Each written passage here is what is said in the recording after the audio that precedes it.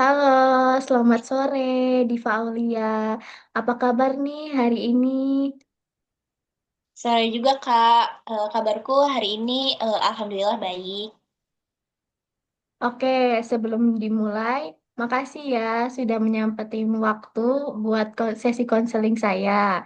Jadi pada sesi ini kita bakal ngobrol santai tentang permasalahan pribadi yang kamu rasakan.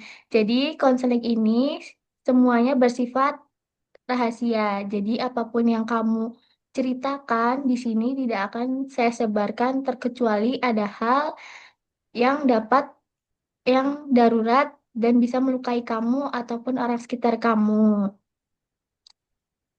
Tujuan sesi ini untuk membantu kamu agar tidak memendam emosi sendirian. Nah, sesi ini akan berlangsung sekitar 10 menit. Dan kalau nanti kamu ingin melanjutkan bercerita, kita bisa atur jadwal lagi untuk sesi berikutnya. Apakah kamu setuju dengan kontrak konseling ini? Oke Kak, aku setuju. Oke, makasih kalau begitu. Kita mulai saja ya.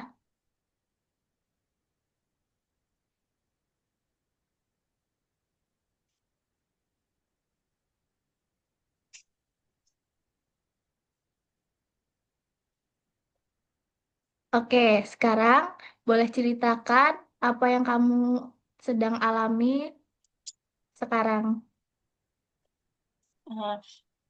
Eh, Sebenarnya aku tuh sebelumnya eh, ngerasa kalau aku tuh diselingkuhin dan aku sempat putus sama pacar aku waktu itu. Jadi aku tuh pas eh, itu mah kemarin kan. Sekarang tuh lebih kayak ya udah gitu ikhlas. Cuman memang aku pengen cerita aja gitu ke konselor seperti itu. Oke, eh, apa yang kamu rasakan setelah kamu tahu diselingkuhin dan kira-kira eh, kamu diselingkuhinnya seperti apa?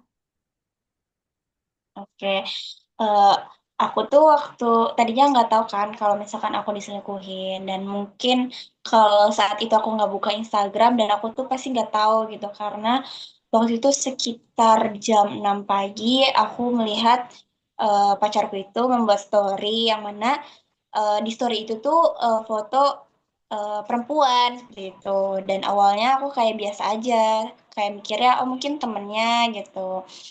Dan kemudian beberapa jam kemudian aku melihat kembali story tersebut, ternyata ya memang tidak mungkin kalau misalkan bukan wanita yang spesial bagi dia, seperti itu. Seperti itu. Wah, itu pasti sangat membuat kamu kecewa dan sakit hati. Nah, sekarang gimana kejadian ini mengubah pandangan kamu tentang cowok-cowok di luar sana? Nah, eh, aku sebenarnya nggak berpikiran ke yang laki-laki yang lain ya, karena itu mah pribadinya masing-masing. Mungkin sekarang aku lebih ke membatasi diri aja untuk mengenal laki-laki lebih lanjut dalam konteks PDKT ya, gitu kayak untuk mengenali lebih dalam gitu. Seperti itu. Karena ya eh, benar maksudnya eh, orang selingkuh tuh ya nggak bisa dimaafin gitu, karena kan sama saja bukan memang ada kesempatan untuk selingkuh, tapi orang selingkuh itu memang eh, mengambil kesempatan dalam kesempitan seperti itu. Apakah saat menjalin hubungan sebelumnya itu sudah ada menunjukkan tanda-tanda bahwa dia itu selingkuh atau seperti apa? Nah, waktu sebelumnya sebelum aku tahu dia selingkuh itu tadinya sebenarnya kita tuh emang baik-baik aja. Cuma memang yang namanya hubungan pasti ada ribut-ributnya kan, kayak ribut-ribut kecil dan aku pun sebenarnya tidak mempermasalahkan peributan kecil itu gitu. Cuman kayak agak aneh aja gitu. Dia kayak dikit-dikit ribut seperti itu kan.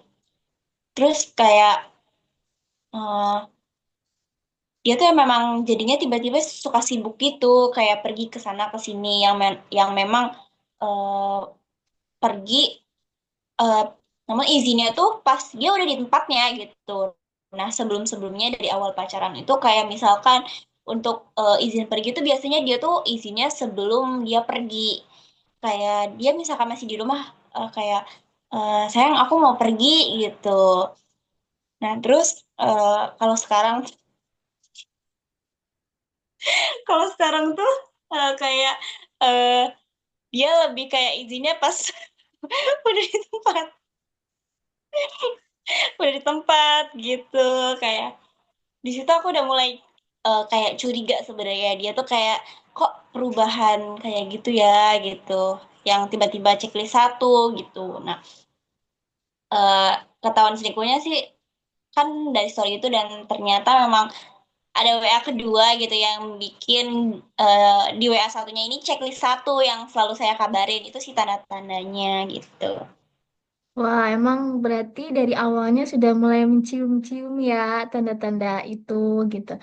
Terus berarti dari Mbak Diva sendiri sekarang apakah ingin memperbaiki hubungan dengan pasangan atau memutuskan untuk memulai hubungan dengan yang baru, membuka lembaran baru? Eh, Menurutku lebih baik ke lembaran baru sih, karena aku tuh tipe yang eh, kesalahan apapun bakal aku maafin kecuali perselingkuhan gitu. Karena ya balik lagi, perselingkuhan itu sebenarnya kan sifat ya, kayak eh, jika laki-laki udah selingkuh pasti nanti kemudian harinya pasti dia akan mencari kesempatan untuk bisa selingkuh kembali gitu. Jadi aku lebih baik sendiri sih sampai sekarang gitu. Karena kayak mungkin aku juga masih kebawa traumanya, masih kebawa sedihnya, marahnya gitu sama dia gitu. Dan yang bikin aku untuk susah buka hati buat laki-laki lain seperti itu. Oke, berarti nanti Mbak Diva jika punya pacar lagi mungkin harus lebih aware lagi,